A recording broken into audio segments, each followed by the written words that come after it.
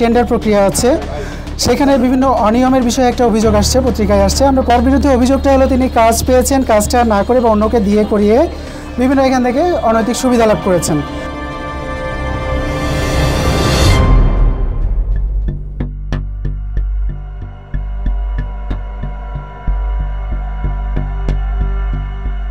আমরা এসেছি হচ্ছে কুমিল্লা সিটি কর্পোরেশনের বিভিন্ন কাজের যে কার্যাদেশ প্রদান করা হয় বা টেন্ডার প্রক্রিয়া আছে, সেখানে বিভিন্ন অনিয়মের বিষয়ে একটা অভিযোগ আসছে, পত্রিকায় আসছে। আমরা পত্রিকার সেই রিপোর্টের ভিত্তিতে আমাদের হেড অফিস দুদক প্রধান কার্যালয় থেকে একটা এনফোর্সমেন্ট অভিযান পরিচালনার জন্য আমাদেরকে বলা হয়েছে। সেখান থেকে আমাদের দুদক কুমিল্লা অফিস থেকে আমরা এই অভিযানটা পরিচালনা করছি। তো পরিচালনার এক পর্যায়ে আমরা এখান থেকে বিভিন্ন রেকর্ডপত্র সংগ্রহের জন্য বলা হয়েছে। তো সেখানে রেকর্ডপত্র সংগ্রহে দেখা গেছে যে এটা একটা অভিযোগ যেখানে এনএস গ্যালারির স্বত্বাধিকারী হচ্ছে সাইফুল ইসলাম। তিনি বেশ কিছু টেন্ডার পেয়েছেন। বিশেষ করে এখানে দেখা যাচ্ছে যে 22-23 অর্থ বছরে 10টা তিনি টেন্ডার পেয়েছেন। টেন্ডারের মূল্যমান আছে প্রায় 19 কোটি 61 লাখ টাকার মতো, 59 কোটি 61 লাখ। আর হচ্ছে 23-24-এ প্রায় 21টা, যেখানে 172 কোটি টাকার মতো একটা টেন্ডার তিনি পেয়েছেন, কাজ পেয়েছেন। তো তার বিরুদ্ধে অভিযোগটা হলো তিনি কাজ পেয়েছেন, কাজটা না করে বা অন্যকে দিয়ে করিয়ে বিভিন্ন এখান থেকে অনৈতিক সুবিধা লাভ করেছেন। তো আমরা এই সংক্রান্ত যেই প্রকল্পগুলো পেয়েছি সেটার হচ্ছে আইডিগুলো পেয়েছি। এখন বিস্তারিত নেওয়ার সুযোগ আমরা পাই নাই।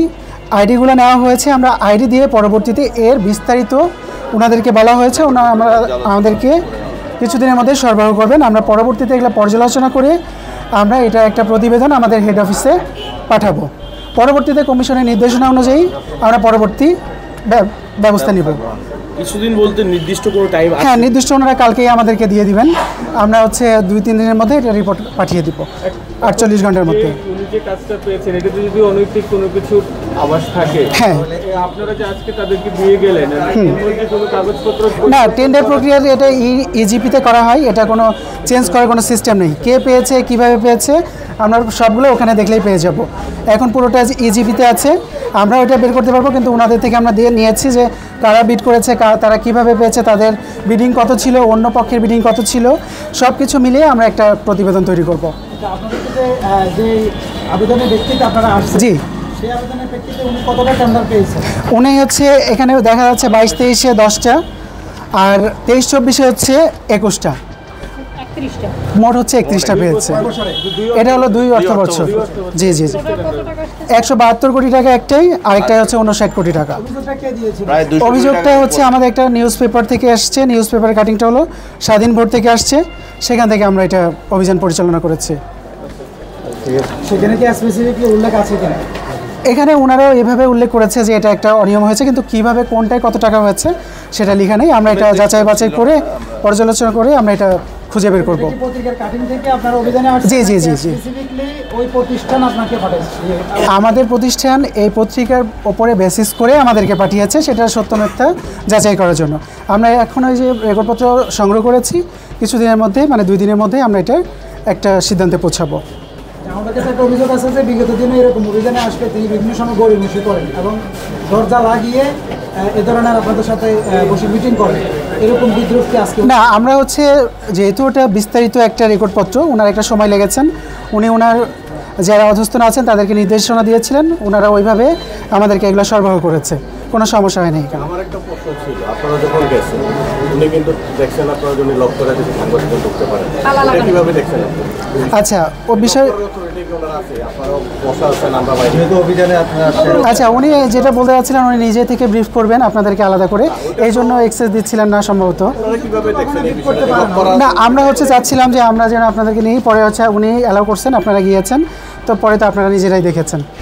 তো আপাতত আমরা মনে করি যে একটা এটা তথ্য থাকে, সিক্রেসির বিষয় থাকে, অফিসিয়াল কিছু ডেকোরাম থাকে, ওই হিসেবে উনি করেছেন। কিন্তু আমরা আমাদের অভিযান পরিচালনা করতে আসছি, আমরা রেকর্ডপত্র যেগুলো নিয়েছি আপনাদেরকে বলেছি, এখন ওটা আপনি ওনাকে জিজ্ঞেস করতে পারেন। না, এটা তথ্য সুরক্ষা আইনে অনুসারে হয়তো উনি কিছু তথ্য উনি হচ্ছে এখন ব্রিফ করবেন, আপনারা ওনার কাছে গেলে উনি দুদক কোনো অভিযানে এসছে বলে আমার কাছে প্রতিবেদন নেই। দুদক আমার কাছে তথ্য চেয়েছে এনএস গ্যালারির স্বত্বাধিকারী সাইফুল ইসলামের নামে আমাদের এখানে যে কোনো কাজ আছে কতগুলো কি কি কাজ আমরা তার টেন্ডার আইডি সহ মানে টেন্ডার অ্যামাউন্ট সহ দিয়েছি। দুদক কর্মকর্তারা বলছিলেন তারা একটা অভিযোগ পেয়েছেন যে এনএস গ্যালারি গত 2 অর্থ বছরে 31টি কাজ পেয়েছে যেগুলো প্রায় একটার কাজ 1 কোটি 1 কোটি টাকা। যে বিষয়ে আসলে আপনার কি ধারণা বা আপনার কতটুকু জানেন?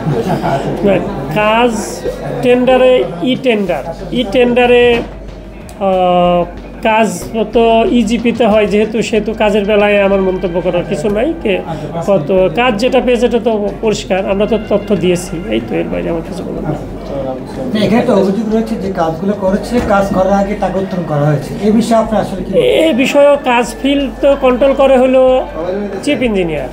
আচ্ছা, আর দ্বিতীয়ত এর প্রশ্নই আসে না এই ধরনের যে কাজ না করে বিল নিয়েছে। অভিযোগ তো করতেই পারে, কতজন কত মানে যার যেভাবে দেখে সে সেভাবে বলে। আমার জানা মতে এ ধরনের কোনো বিষয় কুমিল্লা সিটি কর্পোরেশন অন্তত নাই।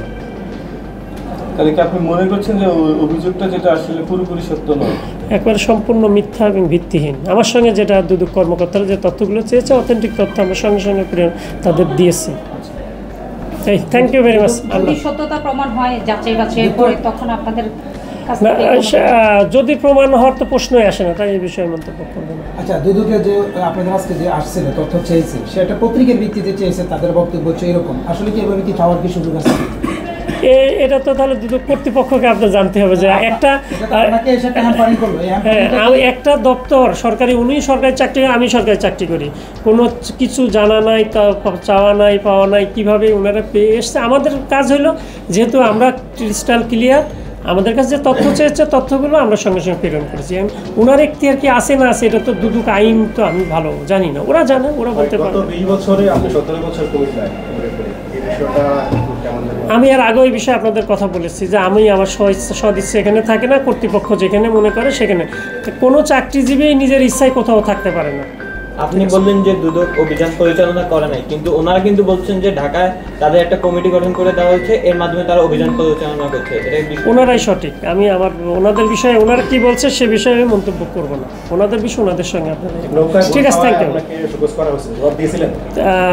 এইগুলো সম্পূর্ণ মিথ্যা এবং সে তখন at that time judicial magistrate প্রমাণ করে রিপোর্টও দিয়েছে যেটা ডাহা মিথ্যা এবং আর এটা এই বিষয়ে অনেকবার কথা হয়েছে, আপনারা আমার বক্তব্য একেবারে অধিকবার নিয়েছেন।